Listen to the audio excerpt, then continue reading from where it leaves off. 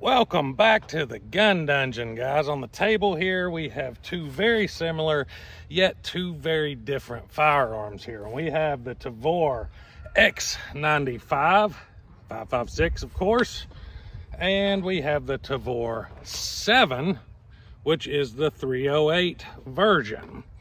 Now I say it's the 308 version because the operating systems and things of that nature are very, very similar. Well, they're the exact same, just scaled up a little bit. But between the two, there are a lot of differences. And you may be asking yourself, why are we comparing the X95 and the Tavor 7? They're totally different style guns. And you are 100% correct. They are very different, but they're very alike.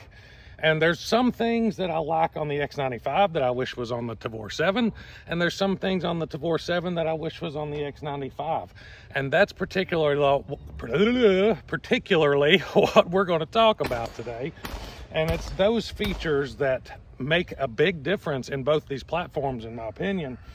And we'll just go ahead and start talking about it. Of course, you can see the X95 has a different type of view to it. This is more squared in the rear, and it looks different from the Tavor 7. You can see the angles cut in the rear here.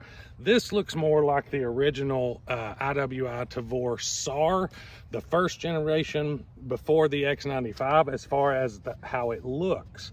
Now, as far as the aesthetics, it doesn't really change much as far as the looks in the rear to me. But, you know, I would prefer that it had this squared off look in the rear, just to kind of keep it the same. And I like that the X95, strangely enough, the X95 chambered in 5.56, which has little recoil and has this nice big thick rubber butt pad. And the Tavor 7 in 308, which has more recoil, has this hard plastic butt pad. So if they went to change the Tavor 7 to have the rear end here of the X95, I would prefer that. The grip modules on these two are interchangeable. Now, next to the grip modules, we're going to talk about this safety here. The X95 has a standard AR-15 style safety selector here, 90 degrees. It is not ambi on this side. It has an indicator, but it's not ambidextrous. Now, the Tavor 7, it has a 45 degree safety here. So I actually like that, and it is ambidextrous, but it's much smaller on the off side, but it is usable, and you know, of course, 45 degree as well. So I wish that feature was on the X95. Now, moving forward a little bit here, there are no flip up sights on the Tavor 7. Whereas, the swapping back and forth, I'm gonna end up knocking something off this table. You hide and watch. Before this video's over with, I'm gonna knock something off this table. So I'll take my remote from my light off here. The X95 has integral sights built into the rail here. You got this one in the front and then one in the rear here as well. Grab a hold of that, you can see it pop up. The Tavor 7 does not have that. I don't know why they didn't put that on the Tavor 7. I think it's a handy feature. It's always nice to have backup iron sights. So I wish that feature was on the Tavor 7. You see how this video is going to go now, how it's kind of formatting out for you? I mean, it's obvious that one's a 308, one's a 5.56. This one you're going to be able to shoot faster because it's a 5.56. This one you're going to be able to shoot harder, farther, because it's going to have more oomph because it's a 308. You get the idea. But now you kind of see what I'm doing with this video. Now, out front here, we do have some M-LOK slots on the Tavor 7. And you can push this, maybe. This is really stiff on this one. Come on. It's not gonna let, there we go. Come on. And that will uncover your rail here on the bottom. If you wish to put a vertical foregrip on it, you can do that, which I probably will actually, because I like vertical foregrips. As you can tell, the X95 has one. Golly, it's stiff. But you have M-LOK here, you have the rail underneath this handguard. This kind of looks like the Tavor, the SAR, the first model too. Whereas this one, you have Picatinny rails on both sides. Of course, it comes with covers on it. This one doesn't have any of the covers on it. They're all taken off. Put this on, put rail covers on the bottom here. But you have actual full Picatinny rails at 3, 6, and 9 o'clock around the gun, with the option to have the covers the same as the bottom cover on this one.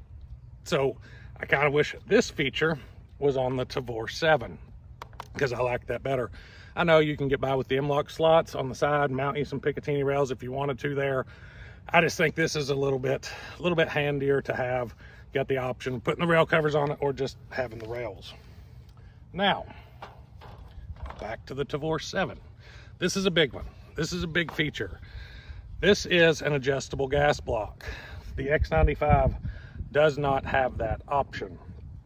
With this, you've got offsetting, S, A, and R. So you have 4 settings counting the off selection with your gas block here, and it's easily rotated with just a bullet tip. Stick it in there, get your desired gas setting.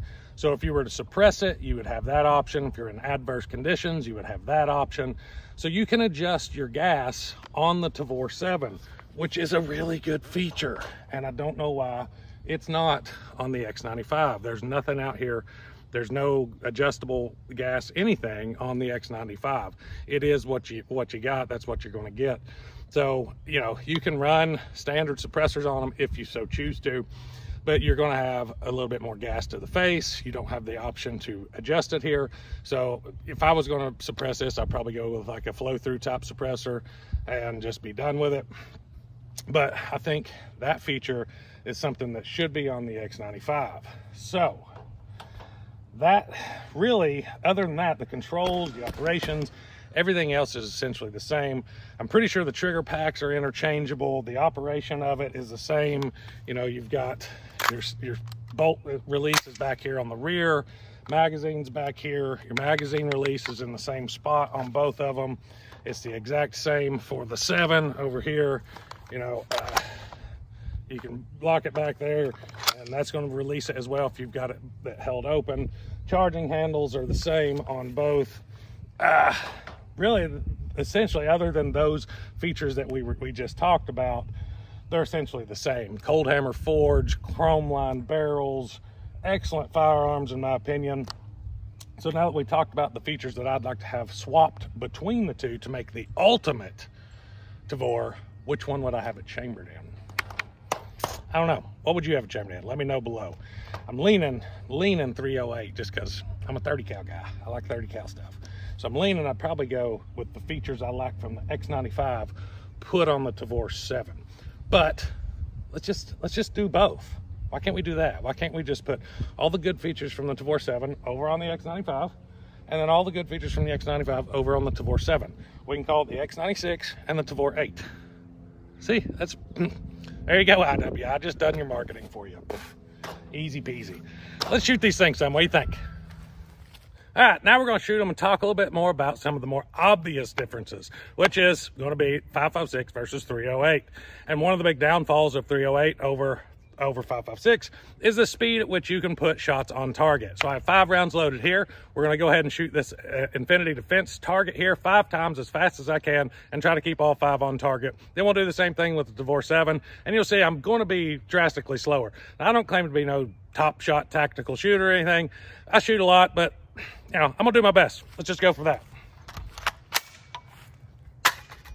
Probably ought to seat the mag.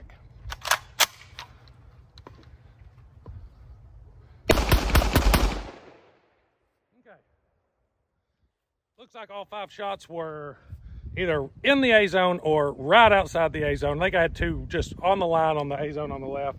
Now let's do the same thing with the 308. All right, we got the Tavor 7 here, ready to go. Let's just run it real quick. Better make sure I'm not zoomed in.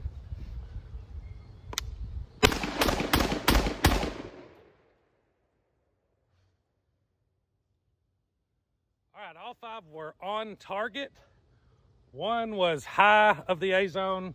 One was way left, probably even out of the C zone, more in the D zone probably, and one in the C zone, and the other 2 were in the A zone. So a little bit less with the accuracy, trying to push this thing faster, and quite a bit slower, as you could tell. Now, let's do a scenario that's going to favor the 308. So I'm going to go up here at the gong at 80 yards with the 5.56. You can see how hard the 5.56 is going to hit that plate.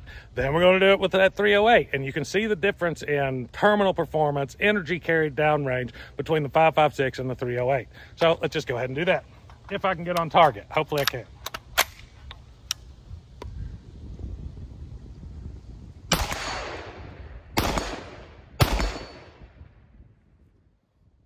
So you can see how hard it hit the plate. Now let's try the 308. All right, we got the 308 loaded up. Let's go ahead and do the same thing.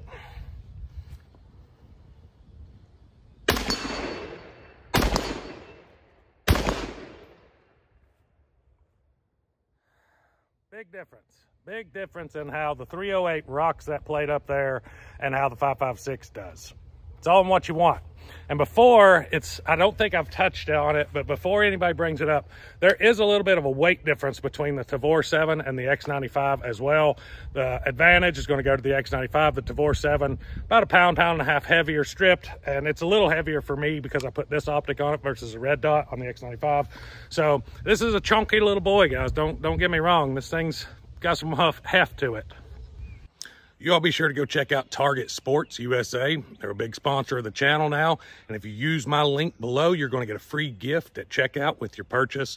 Their Ammo Plus membership is a great value. If you shoot very much at all through the year, it's going to pay for itself in no time and then some. Be sure to check out Target Sports USA. Y'all be sure to go over and check out Vetter Holsters. They're a big sponsor of the channel, help me out quite a bit. So y'all get over there and help them out as well. Here's one of their outside the waistband models. Awesome design. They have about any design you can think of. They're also one of the few companies that I've seen making holsters like this with the claw attachment inside the waistband model that fits the Glock 29 and the 10mm versions of the XDMs. So if you have a gun, they probably make a holster for it. Check out Vetter Holsters. So when it comes down to it, when you're trying to decide which one of these rifles is going to be right for you, you have to decide what's more important to you and what the role of the firearm is going to be. You're going to be able to shoot faster, closer, up close targets, on target, easier with the X95 than the 308. Now, you know, training, that's going to be a factor as well. But just apples to apples, the same training going into each, you're going to do better up close, faster with the X95, just because it's 223. I've said in many of my videos that the X95 is one of the flattest shooting rifles that I've ever shot, and that remains true. But the same theory applies to the Tavor 7 because it's the exact same operating system. So all that weight towards your rear, you don't have as much muzzle rise as you would with, say, a AR-10. So between an AR-10 and the Tavor 7, I want the Tavor 7 just because the operating system on these make them shoot extremely flat. And I like the Tavors, I like the IWIs, I like the bullpups. If you don't, that's up to you. You're probably not watching this video if you don't like bullpups. But, you know, when it comes to picking which one you want, it's basically what you're going to do with the gun. I like them both. If I could only have one, I was actually talking to my cousin about this yesterday. Luke, thanks for watching, buddy.